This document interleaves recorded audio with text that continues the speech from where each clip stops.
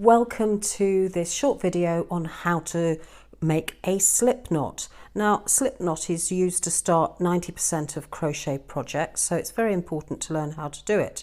Lots of people do it in different ways, but I'm just going to show you the way I do it. Take the yarn in your dominant hand, in this case it's my right hand, and hold it between your thumb and index finger of your non-dominant hand, in this case my left finger. Wrap it round these first two fingers here, the index and middle finger, once, and then over the top, and then with this section here, this bit here, you're going to tuck this loop under like that and simply pull it through until you have the slip knot there. So you have a loop here and the knot there. Now I don't tie mine too tightly, otherwise it makes a hard lump which you don't want.